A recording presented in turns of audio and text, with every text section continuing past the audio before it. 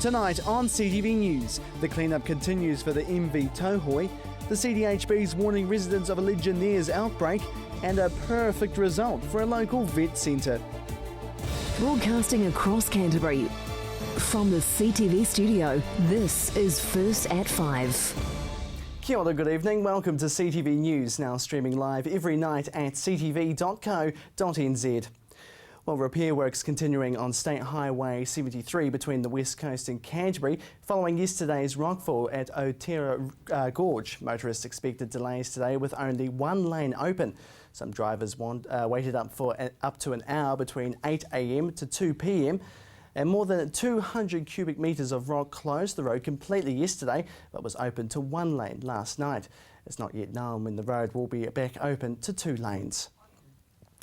The MV Tohoi's final stage of deconstruction continues with the last removal task likely to be completed tonight. It's been just over 4 days since the vessel became beached at the Waimakariri River mouth. The clean-up is nearly complete. Crews are racing around the clock to get the last of the stranded MV Tohoi off the bank of the Waimakariri River mouth. We've managed to break the vessel down to just the remaining part of the keel and the engines, and we're working to bring the engines and that part up the beach so that we can then remove the engines together, both engines. Also, we've got the spill response going on at the same time. So as it's an engine room, there is oily residue in the engine room. We've taken off the bulk of the oil, but there's a little bit coming out and we're just cleaning that up as we go. Piles of debris further up the beach are being made before high tide makes its way up later on today. We were beaten by the tide yesterday. It didn't go quite as quickly as we wanted it to. However, we're hopeful that we will get it finished today. They managed to save iconic parts of the boat, one being the original mast of the Tohoi and bits and bobs from the historic ship. We've been very lucky. The guys from March Demolition have been very careful how they deconstruct the boat, so they've managed to save the wheelhouse, the masts, the funnel came off in one piece today, which was really quite good. They've saved the windlass. We've managed to save both engines as well. The 96-year-old ship was stranded on Sunday afternoon, returning home to Kaipoi after nearly $250,000 worth of repairs to keep it afloat. But all that's left now is what the deconstruction crew could save. The Trust will actually have a real good quantity of items that they can put on display. And before they started the demolition, we actually managed to get the portholes, historic items, memorabilia off. So we're really quite pleased with the amount we managed to save. It's really sad. It's a very sad event for everybody. All of the people who've been coming to visit and say hello have been upset, really sad. Everybody's had a personal tale to tell about the vessel.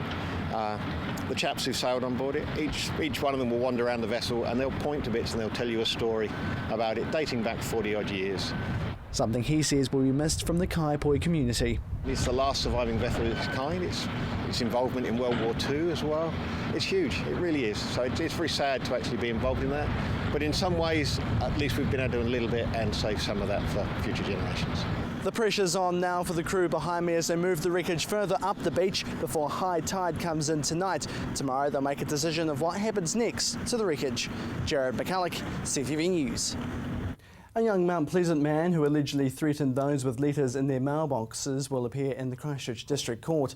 The 17-year-old will face charges in relation to the incident and has been granted name suppression.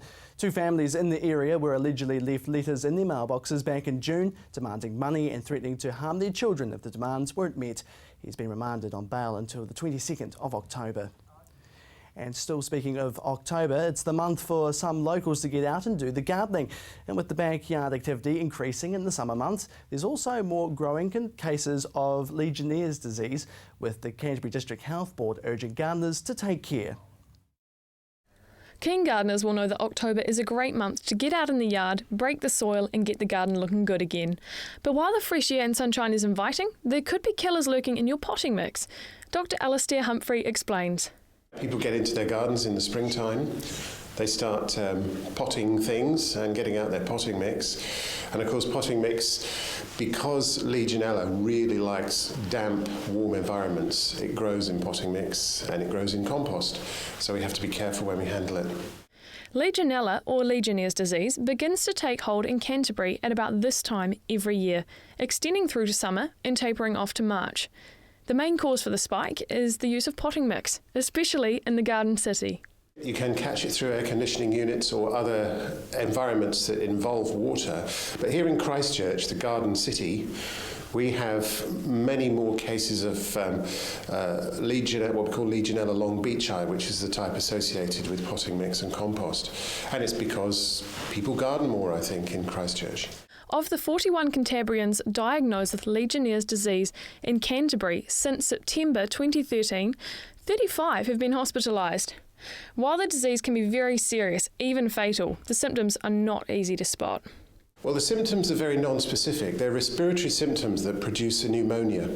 So if you have a chest infection, you must go to your GP, get checked out. If it's a serious chest infection, your GP will either decide to treat or refer you through to a specialist. So obviously with a Legionella pneumonia and a serious Legionella pneumonia, they end up in hospital, being tested in the hospital. So any respiratory illness, don't hang around, go and get it checked out. While the vast majority of the disease's victims recover, as with most diseases, prevention is the best cure. Prevention also saves taxpayer dollars, as some patients with the disease can spend up to 3 weeks in the intensive care unit. If that doesn't sound fun to you, here are a few tips to avoid it. First of all, open stuff outside, wear a mask and gloves. When you're dealing with it, dampen down any dusty soil. Gardeners are also encouraged to open potting mix bags with scissors rather than ripping them, and wash their hands thoroughly after doing any type of gardening. Emma J. McLennan, CTV News. Well, still to come, a vet centre gets a top honour.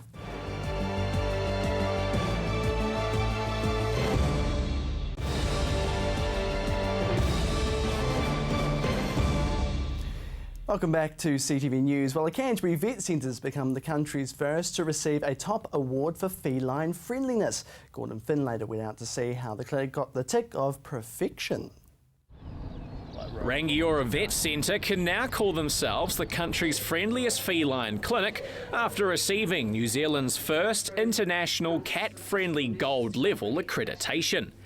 I spoke to vet nurse Kim Anderson about what's required to receive the gold mark. Out in our waiting room we've got a cat-only waiting area, so they're not sitting with dogs at any time while they're waiting for their appointments or to see a vet. From there it's into the cat hospital where the feline friends are treated to the comfortable waiting room. As you can see by the cages, they're all very spacious, so they're quite big. They all get litter trays. We have hidey houses for the really shy cats that need that extra bit of protection. They have their own bedding, food and water. We have special diets for individual cats. So they come in here before surgery, after surgery, or if they're sick, and they just stay in this room exclusively. Some of the cats even have their own IV drip. We've got fluid pumps, so we're monitoring the flow rate of all our fluids that are going in. So if we need to add medication, we can do it at a controlled measure. The feline hospital isn't just used for procedures on your average ginger tom. Some of Arana Park's largest wild cats will be treated at the clinic. And it's not just the Arana cats being looked after, with one of Rangiora's veterinarians now working with the park's new gorillas. So how does one become a gorilla vet? They don't teach you it at Massey, so I spent long enough getting my degree up at Massey, and then came out of that doing large animal practice, and then so the gorilla thing's been a specialisation. Well, I guess you can't call myself a specialist, but it's extra training. So most of it was at Taronga Zoo over in Sydney, and working directly with gorillas hands-on, doing anaesthetics, doing health checks, TB testing. Making regular visits to the park, Davidson's average day at the office has now taken a shift. They're obviously a big animal that you're not going to be hands-on with, so I can't touch them like I touch cows and horses every day to find out what's going on with them. So a lot of it's observation, so I rely a lot on the keepers. So are they eating the same that they ate the day before? Has there been any changes in obvious signs, like coughing or those sorts of signs? And with the species growing to between 140 and 180 kilograms, getting the patients on the table is no easy task. These guys have been trained up for hand injections, but it would be nice to think that we could do that. So that'll take a bit of work from me to go in and just get familiar with these guys and, be doing some touching through the bars and stuff. Just hopefully we can manage that, because gorillas don't like darts being fired at them, and they get a bit stroppy, and it can be quite a stressful experience for everyone. So we'd try and avoid darts if we could, but if we need to, we would. And then it's a full team and quite a full-on procedure to get those gorillas onto the anaesthetic tables, surgery tables, and then and work with them. Here's hoping the only darts Davidson will be throwing in the near future are at the pub. Gordon Findlater, CTV News.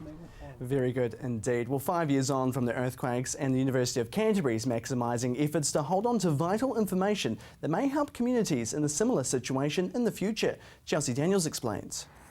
The University of Canterbury is looking to offer scholarships for postgrad research into the effects of the Canterbury earthquakes. The scholarships that we're offering are related to our earthquake archive, which is called Seismic with a C, and the Seismic Earthquake Digital Archive has been collecting information about the earthquakes for the purposes of commemoration, for teaching and for research.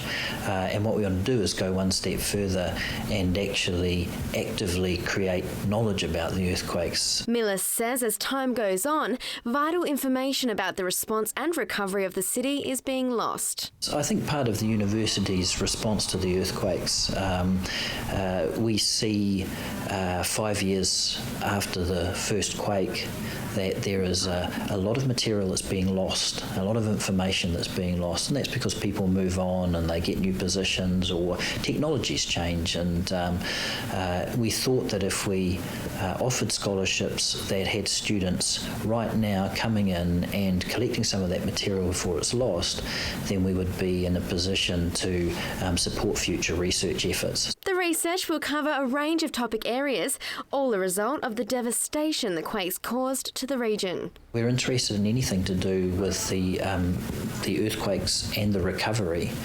So we're after impacts and we're after responses, and that can be right across the sort of the gamut of research. So the ones that we're offering at the moment, they range from a history of the Aranui school community to how galleries, libraries, archives responded to the quakes and what they learnt from the earthquakes, the effects of the earthquakes on migrant communities, and also investigation into some of the transitional bodies that sprang up after the earthquakes, whether it was CanCERN or the Student Volunteer Army or the Rangiora Earthquake Express. And the research won't just benefit Cantabrians. When you think about the number of places in the world that are dealing with all sorts of disasters of all scales, I mean, even just the refugee crisis at the moment, there's so much that could be learnt from that, the people going through it.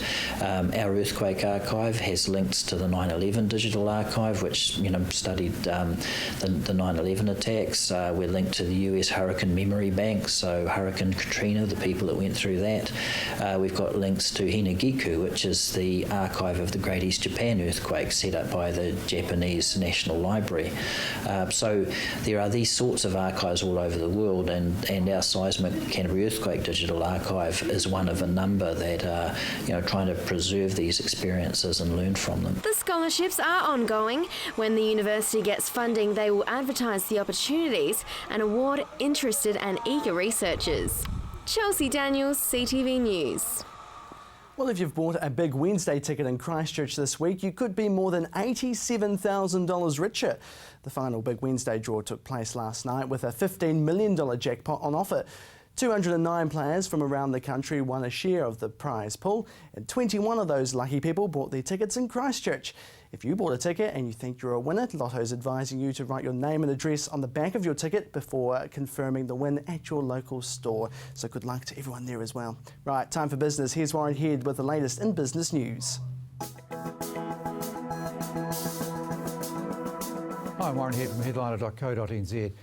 Well, today brought some good news from the Crown in the sense that Nikki Kay, one of our Cabinet Ministers, announced that ACC levies are going to be cut by $450 million for next year, changes to the funding policy there, and it will make a difference to about 75% of New Zealand businesses that will pay a lower work levy as a result of these charges. Now, if you're running a small company, these charges can be quite severe, can't they? They can actually come as quite a surprise when they turn up in the mail. So it's good news that they're going to be slashed, in some cases by as much as 1/3. The remaining 25% will actually face a levy increase. For those of us in a private capacity, what it will mean is that vehicle ACC costs will come down, I believe, by an average drop of about, probably about $40 to fall from around about $195, which it is currently, got it right, to $130 this year. Now, recall that previously, in the past year, it was $330, so that's a $200 difference. That's quite tangible, particularly those of you who run 2 or 3 cars in the household. Just another number to throw at you in terms of the national economy. Residential building consents fell off a bit, almost by 5% in August, particularly in terms of residential consents in the big cities. Still running at about 2,390 per month, down from 2,500 in July. But that's still a healthy number coming through. We've got to remember, of course, that about the middle of the year things did spike up, so we're going to see these fluctuations. And the swing in Christchurch has gone definitely to the new commercial projects and more commercial consents coming through there. 52% increase in the value of permits there, or $671 million. And if you're driving around, go past the University of Canterbury. That's where $137 million of it will be spent in the new Regional Science and Innovation Centre. In terms of big numbers, this week I caught up with the Littleton Port Company to talk about their annual result for the year and where the big redevelopment program is at. Now, bear in mind, this is going to stretch over several years, but it will total about $1 billion. It's going to be one of the biggest projects in this country's history, probably the biggest one privately underway at the moment, or by, I should say, by local government underway at the moment, in the sense that the local government here, the Christchurch City Council, now owns all of the port company. So how's it performing overall? Well, they measure these things called TEUs. That's a container, for those of you who put your household belongings in them during the earthquake. You know them well. They're called TEUs, 20-foot equivalents, and they shipped through 372,019 of them. Now that's quite a good lift, considering that they did lose about 30,000 TEUs to the port of Timaru, Prime Port Timaru, when the Clendy Dairy Project contract moved south from here. What the port company did move through to were 400 plus ships, 406 container ships, and they came from about 54 ports around the world. So this port is highly essential to the rebuild. We're very lucky it wasn't completely wiped out in the earthquakes. It's going to be quite fantastic when that redevelopment is completed. On the retail front, grannies and mothers, Pumpkin Patch needs all of your help. It's run another loss for the year, $9.2 million this time, on top of $11 million the previous year. There's a restructuring going on there for sure. They're talking to their bankers, I understand, at the moment about their go-forward position. But sales in Australia were up, sales in New Zealand fell. They're still doing $46.8 million worth of business in New Zealand, so let's hope that they can pull through their current problems.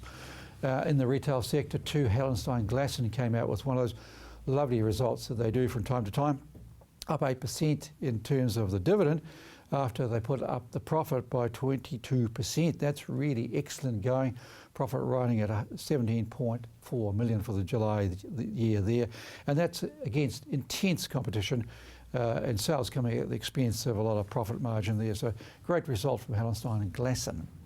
And finally, might I just acknowledge in closing this clip, the passing of the co-founder of the main freight forwarding business, Neil Graham, who died a day ago, aged 71 after a long illness. Mr. Graham and his co-founder, Bruce Plested, put this business on the road, you could say, from 1979, where they took a few trucks through to the global giant it is today. And he left the board a few years back now, stepped down through ill health. He got a New Zealand Order of Merit for his services to industry in 2013. And if you'd like to see just a rather nostalgic but sad insignia of the man's contributions to the city of Christchurch, just go and have a look at the wall of the art gallery near the top of Worcester Boulevard, between the two one-way streets, and you'll see on there the neon sign that he sponsored this week by the international artist Martin Creed. And it says in that sign, and this is rather typical of Neil, everything is going to be all right. I'm Warren Head for headliner.co.nz.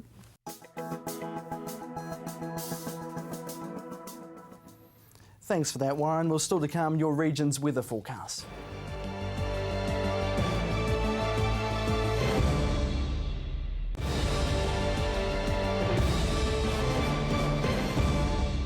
Welcome back to CTV News. Now it's time for your region's weather forecast.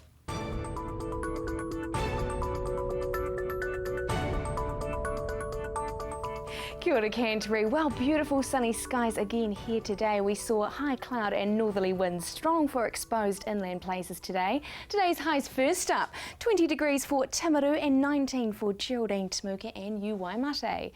Central Canterbury, pretty hot for you, Christchurch, Leeston and Ashburton on 21 degrees. 20 there for Akaroa and Darfield, and a little bit cooler for you, Methven. You took out 19. Heading further north, Kaikoura, 20 for you, along with Hanmer Springs, Culverden and Oxford. 21 though for Cheviot, Amberley and Rangiora. Beautiful spring temperatures. Heading over to the Alpine region, a little bit cooler for you, Arthur's Pass on 8, but 16 there for Lake Tekapo. Now tomorrow's also looking sunny. Timaru, you can expect that sunshine, however, a little bit of southwesterly change in the afternoon. Could we bring a few showers with it? 16 there for your high during the day. Ashburton, similar picture here for you. Brief showers afternoon mark, however we will be seeing those northerlies returning with 17 degrees as your high. Christchurch, sunny skies for you with 18 degrees, 3 for your morning start and northerly winds breezing throughout the day. Kaikoura, sunny skies for you as well, 18 degrees there, and we are expecting that southwesterly change, however it should remain dry. Looking to the rest of the Canterbury region, tomorrow is looking sunny for you, South Canterbury, with northerly winds for everyone here. Central Canterbury, you can also expect a few of those northerlies for you, Akaroa, northwesterlies there for Methven, and a little bit of drizzle around the afternoon mark for you and Darfield. Heading further north, very similar picture here as well, lots of sunshine, warm temperatures, Cheviot on 19 degrees, 18 for everyone else, and Rangiora expect a few northeasterlies there with a little bit of drizzle in the afternoon, but that should be clearing up. Over to the mountain ranges, still heavy falls for Arthur's Pass and Mount Cook, 7 degrees is your high Arthur's Pass.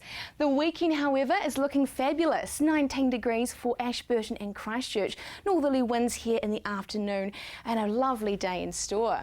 Looking ahead to Sunday, also looking pretty good as well, 21 degrees for Ashburton and Christchurch, gusty northwesterly winds there, 20 degrees for you, Timaru. Looking ahead to the rest of the Canterbury region for the weekend, northerly winds for most places. Just watch that rain there for the passes, but should be fairly dry for everyone else with that sunshine and high cloud there. Looking to Sunday now, northwesterly winds gusting through, but very warm temperatures and looking quite mild during the day. So we are expecting a little bit of rain potentially to come through tomorrow afternoon and evening. However, it's looking like lots of sunshine on the weekend. And that's your weather update for Thursday.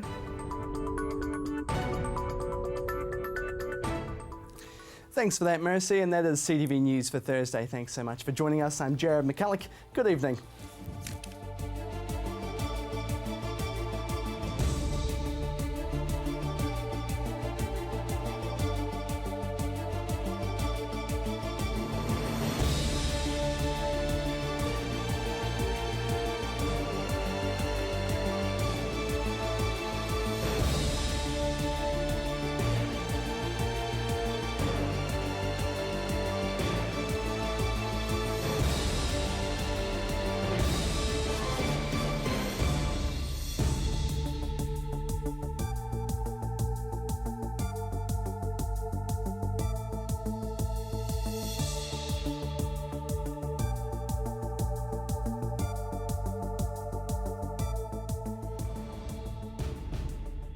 supporting local content so you can see more of New Zealand on air.